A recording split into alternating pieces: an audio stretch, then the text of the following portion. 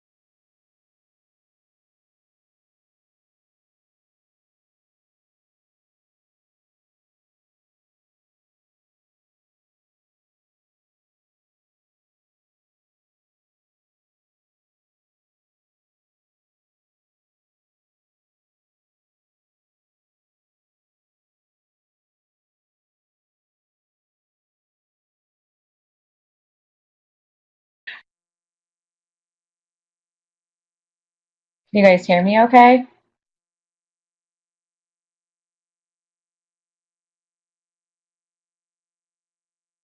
Okay. All right. So hopefully what's going on, can you see my page?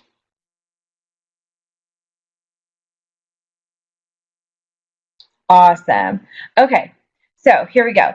As we go through and we critique a page today, you guys are going to fill out your exit tickets as we go.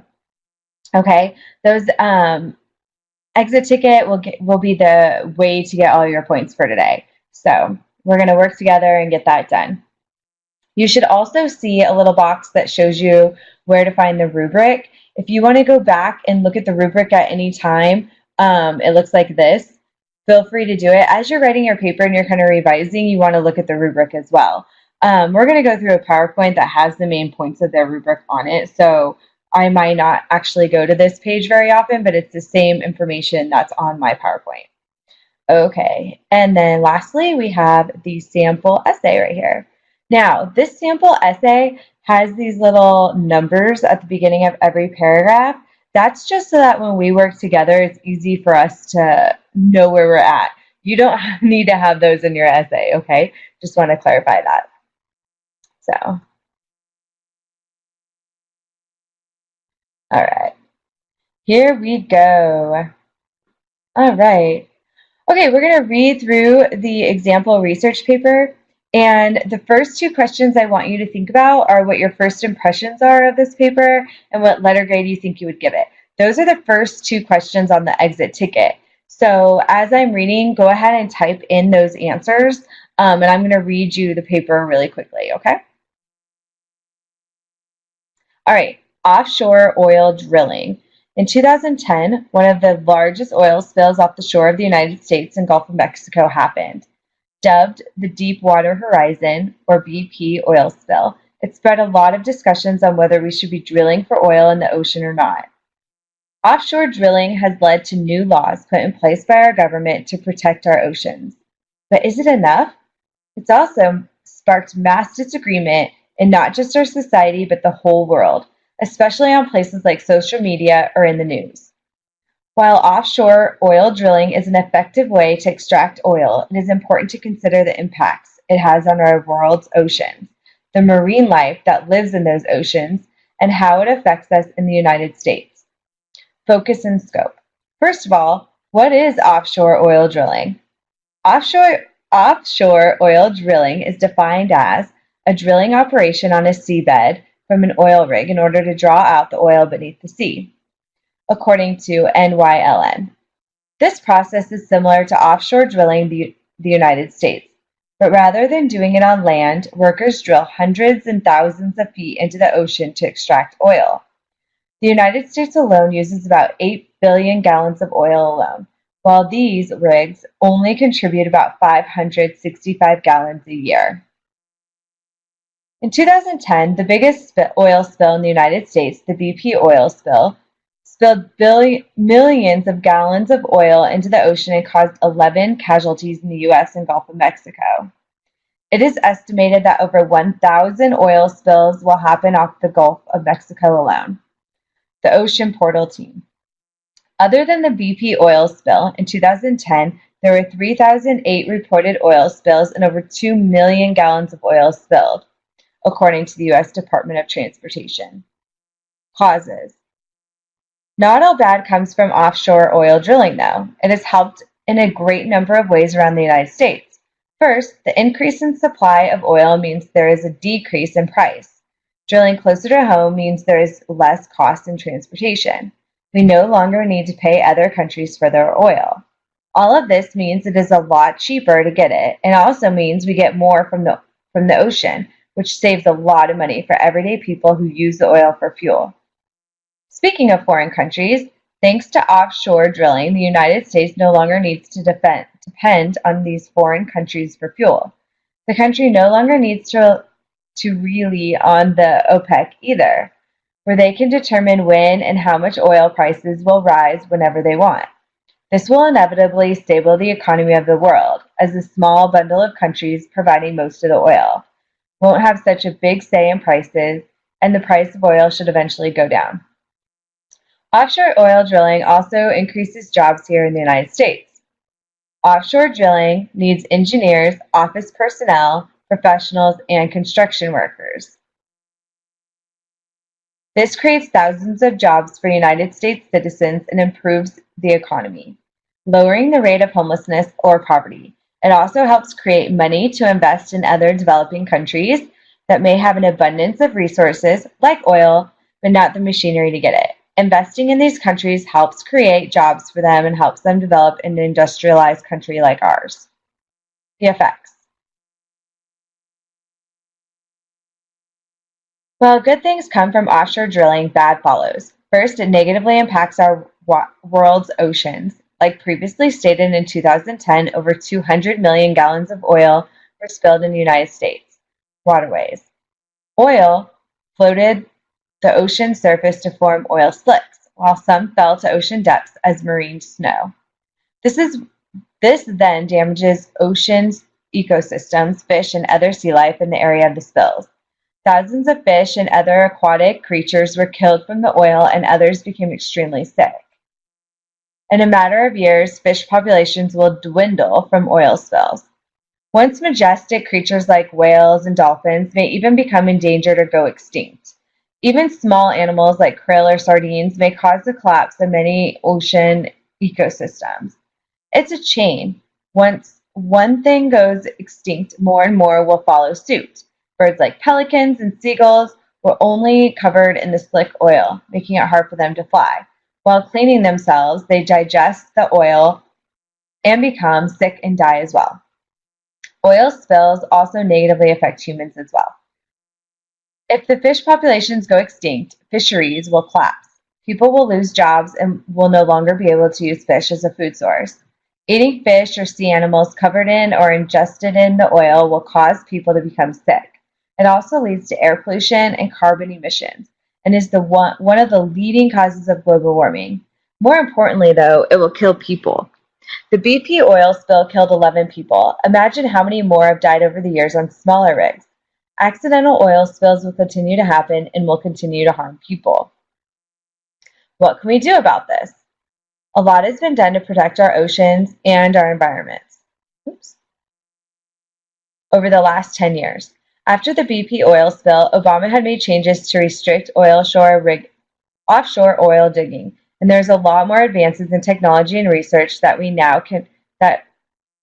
can now reduce the amount of oil spills per year, but it's still a huge problem. Before we continue to drill offshore, we should put measures in place to make sure there's a lot less pollution and spills. Most of all, we need to find alternative means of fuel. Oil is a limited resource and there's only so much of it before it will run out.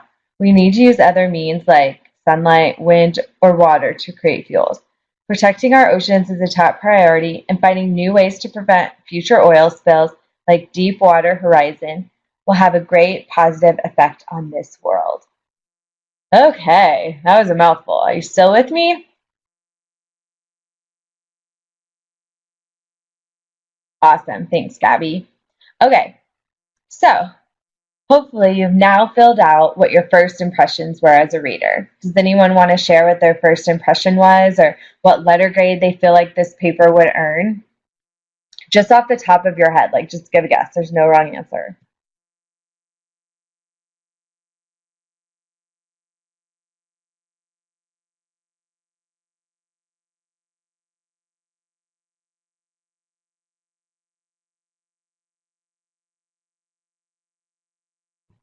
A B. Okay, Mary.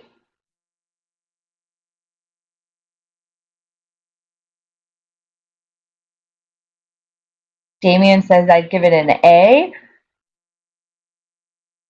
Gabby says probably a B.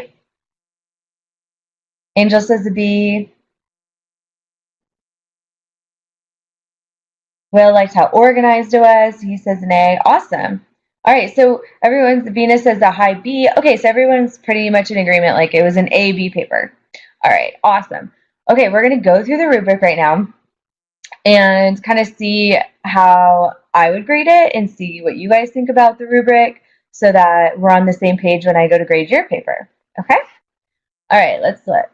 First of all, and again, this is the rubric, but it's already broken down into a PowerPoint, so I'm going to use that instead. I'm going to pull up the paper right here, which is kind of hard to see with your guys' little text box there. Okay, and then let's do this. All right, now we're organized. Okay, the first thing, the main idea and purpose. Does the paper explore an environmental issue? Yeah, what do you guys think? Of course, right? Yeah, thumbs up for that. Does it have an introduction? Yeah, totally. Does it have a clear and specific thesis statement? Now, typically you find the thesis statement as the last sentence in the intro, right? So let's see what it is again. While offshore oil drilling is an effective way to extract oil, it is important to consider the impacts it has in our world's oceans, the marine life that lives in those oceans, and how it affects the United States. Yeah, I would say that's a good thesis. Everyone else, you guys agree with me? Cool. Okay. Does it contain a works cited page with 5 credible sources? Let's scroll down here. There's 1, 2, 3, 4, 5 sources, so that's good. Let's see what they are. One is it's an article from Bionomic Fuel. Sounds good. One's a article from Nylon.org. So we said .org, so usually good. One's from Mile Oil and Drillin'. .info. That's kind of tricky. This one's from the Ocean Portal Spill, or the Ocean Portal team. And then this one's from the U.S. Department of Transportation, which is always good. So I'd say yes. I think those are good. Does it contain two, oh, sorry about that. Does it contain two graphic aids? Ooh. What do you guys think? Did you see any graphic aids? Yeah, me either. All right. So we said yes, yes, yes, yes, and no. All right, so let's look at the rubric real quick. Highly proficient. Text provides accurate and relevant details to support and explain the thesis in depth. Text provides relevant details to support and explain the thesis. Text provides some details to support and explain the thesis. All right, I think it's missing credible sources, but I do personally feel like it does have accurate and relevant details to support it. So I would probably give it an 18 out of 20. What do you guys think?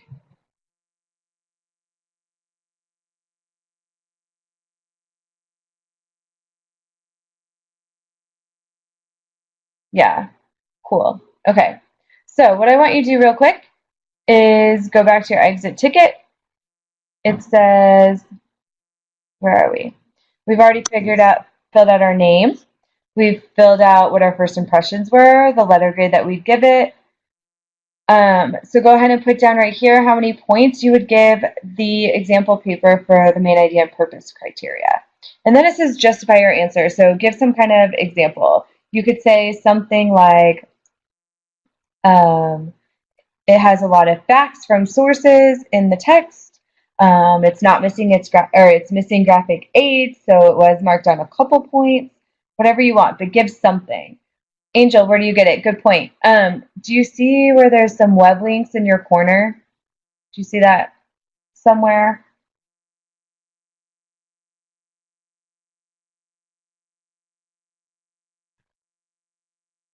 If not, I will put the link in there for you.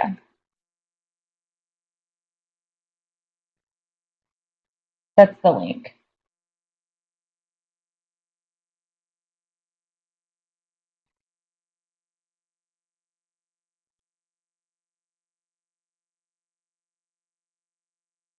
Awesome.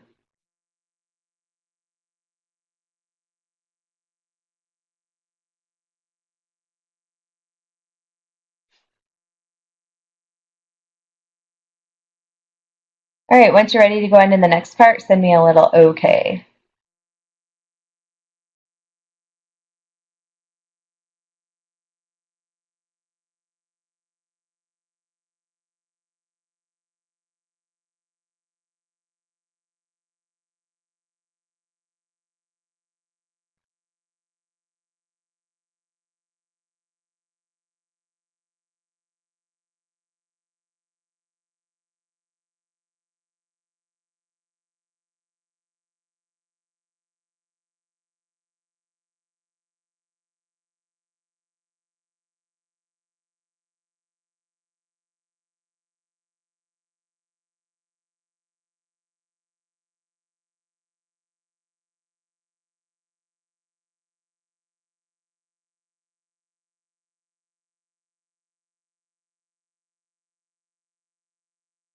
Thanks, Angel. All right, guys, let's move on to the development part. All right, so we're looking at the paper again. Does it define and explain the issue and causes? What do you guys think? Yes or no?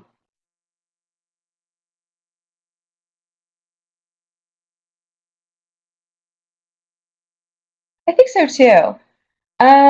Damien, to what extent do the body paragraphs address the main ideas mentioned in the thesis?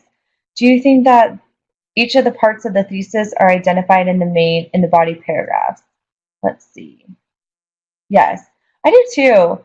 It says here, it talks about how it is effective in extracting oil. It does talk about the impacts it has on our world.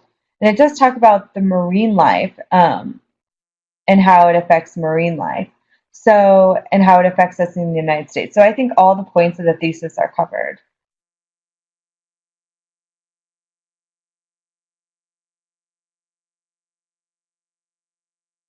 Yeah. To what extent are those main ideas explained? Do you think that, let's see, Gabby, what do you think? Do you think they're explained to an extent that they need to be, or do you think there were a couple of things that could have been explained a little bit more? Like, what would you rank that 0 through 20, looking at the criteria right here in the rubric?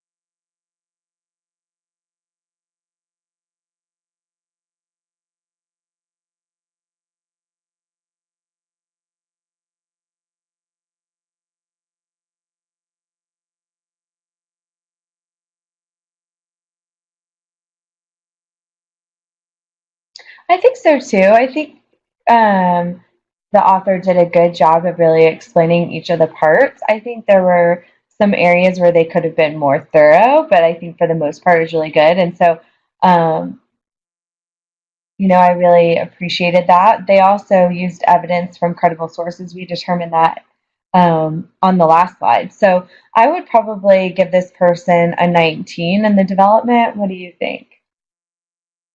So you're going to go ahead and fill out your exit ticket for development right here. Put down what number you would give and why. Okay, so I'm going to give you a minute to do that. When you're done, go ahead and send me a ready. Okay, and then we'll move on.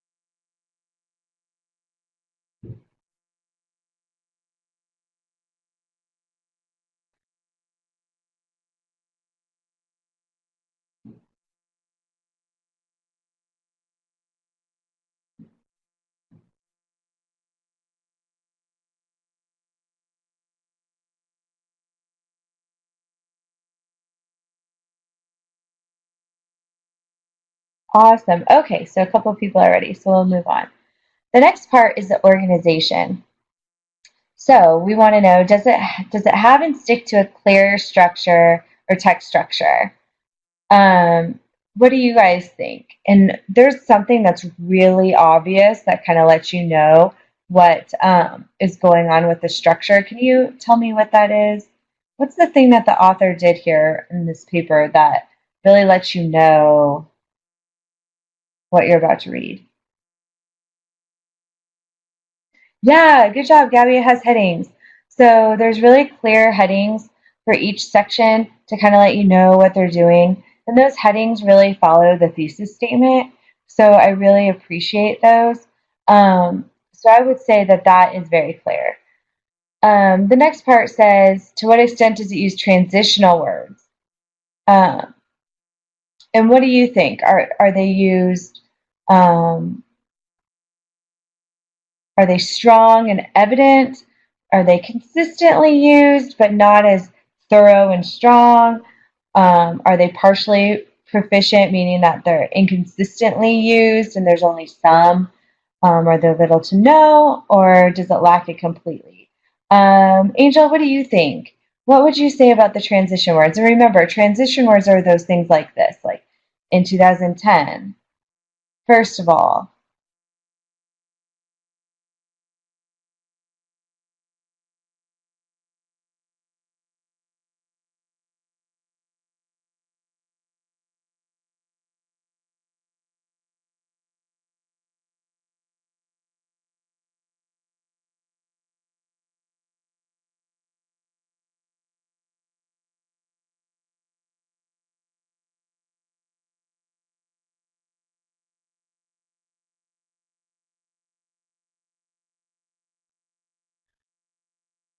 Yeah, the author uses a few of them for sure, and most of the time they are done correctly. However, I would have liked to have seen more of them. There's when you look a little further down, it's hard to find them. You know, at there's one section right here, which is kind of misleading because that's what I showed you, where the writer used two in a row. But besides that, I didn't really see. Oh, here's one. So there are three in a row.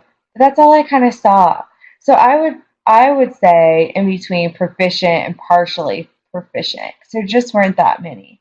So I personally would probably give a 16 for that. Um, but it's up to you to determine what you think you would give.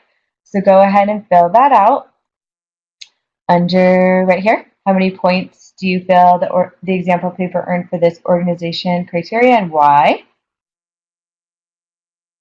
Once you've done that, go ahead and type let's go. And we'll do the last, or we have two left.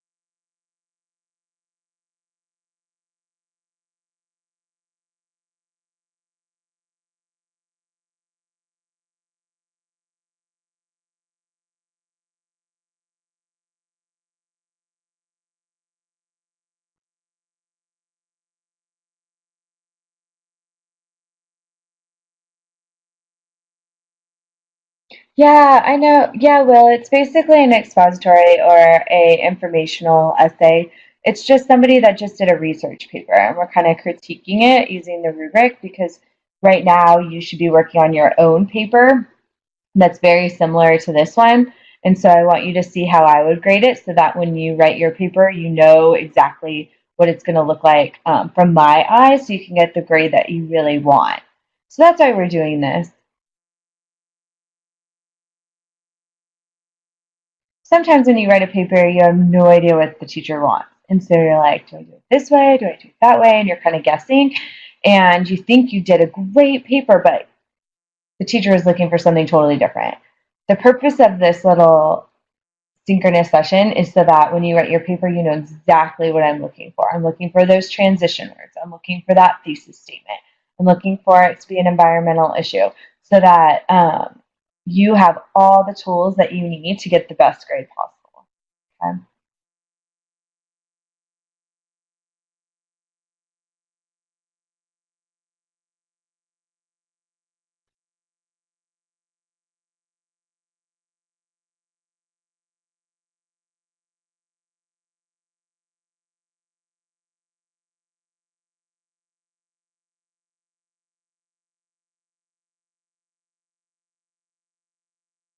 All right, you guys ready to go to the next part?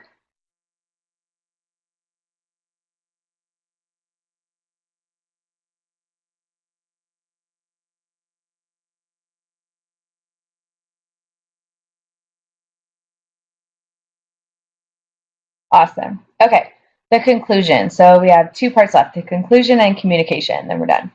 All right, so the conclusion. Does it summarize the main points? So let's go on down here. You can kind of review it again. A lot has been done to protect it. It talks about the BP oil spill again. Before we continue to drill, we should put measures in.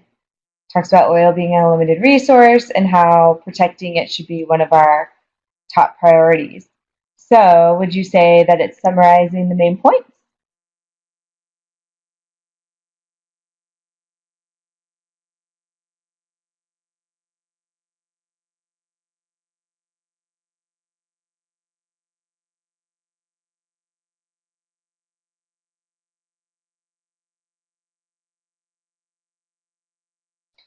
Yeah, I would too. I think it does. Does it convey the importance of the issue?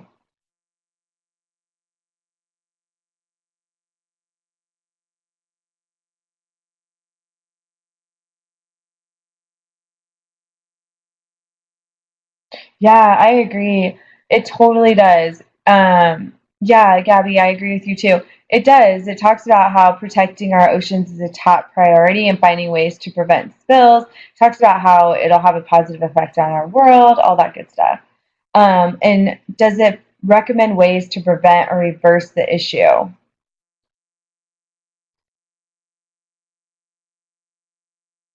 Yeah, good job, Venus. I agree. Yeah, right here it says before we continue to drill offshore, we should put measures in place to make sure there's a lot less pollution and spills. Most of all, we need to find alternative means of fuel. So I think that really answers this third question. Oops, sorry about that. Where it says, does it recommend ways to prevent or reverse the issue? So I think all three of those things are hit. Um, and so I would definitely give it somewhere in here a highly proficient grade. I think they did a good job on that. So, on your exit ticket, go ahead, determine a number value that you would give, say why.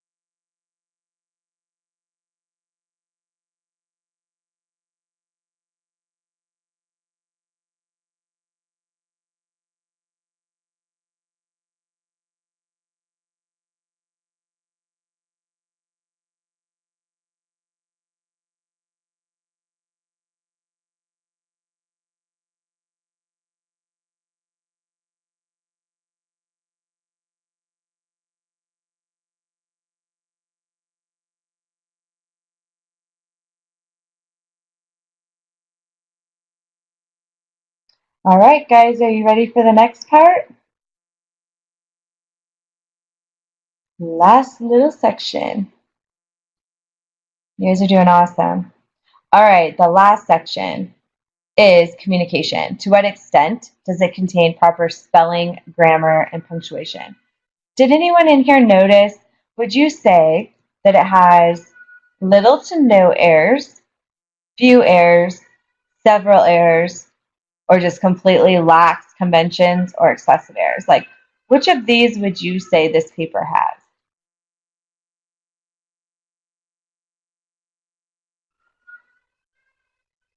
Gabby thinks it had a few.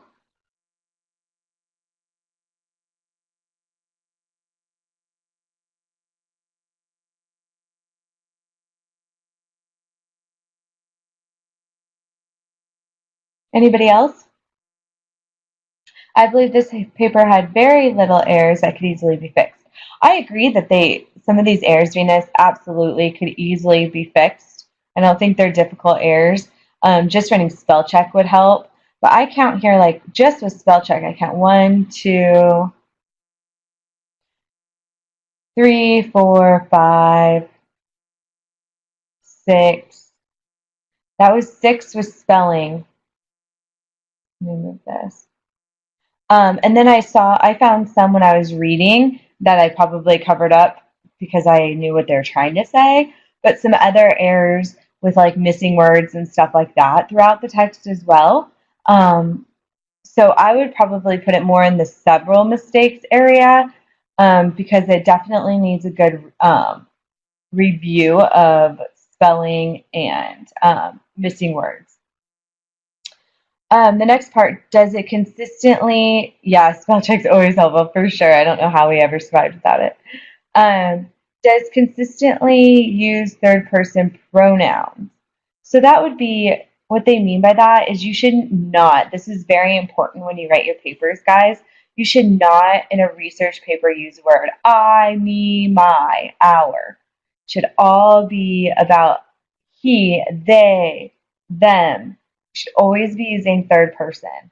And this paper did a very good job of that. So that's definitely a plus. Now here's where things get a little tricky. Oops, sorry about that. Does the writer use in-text citation properly? And is the works cited page formatted in MLA? All right, that one is a bit tricky because I do see some problems with that. I'm going to pull up, give me 2 seconds.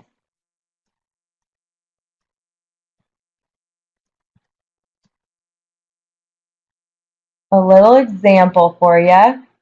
I like Purdue University's OWL thing here because I think it's super helpful. So in-text citations for MLA should look like this. So if you say the writer's name and then you put something in quotes, in parentheses at the end should be the page number. If you put the author's name in the parentheses, then the page number should follow after. You don't need a comma or anything in between. So something that I noticed, and we'll go back to the paper, let's see, is that they never put the page number. So that's a mistake that this author, this writer made here, is that the writing was not in MLA format. The page number was always missing. So it should have been done there. There's other places where the writer also put, sometimes put like the date and stuff like that. You can see here, that's not needed in this style of writing, okay? We're looking more for the page number. Down here, the MLA formatting down here looks pretty good, okay? They did a pretty good job here. So that's good on the works cited page. So let's go back. Okay, so go ahead. This is the last part of the rubric that we're going to fill out. Go back to your exit ticket and complete the communication part. And then on your own, you're going to add up your points, see what kind of grade this person earned, an A, a B, a C, or a D. Compare that to what you originally thought. Give an idea of something, one thing you would pay more attention to if you're writing, now that you've watched this, when you write your research paper. And go ahead and write down how this helped you somehow in your research paper. So how are you going to take this lesson that we just did and apply it to the paper that you're about to write? Okay. So I'm going to leave you guys time to go ahead and do that. Once you're done, go ahead and submit it, and then I can give you guys your points. I'm going to be doing that tonight, going through and giving points for some of these synchronous sessions. And but I'm going to stay online for a minute or two to see if there's any questions you guys have about your papers. All right? If you don't have any, you can just go ahead and say goodbye, and you can finish your exit ticket. All right? Have a good day, guys.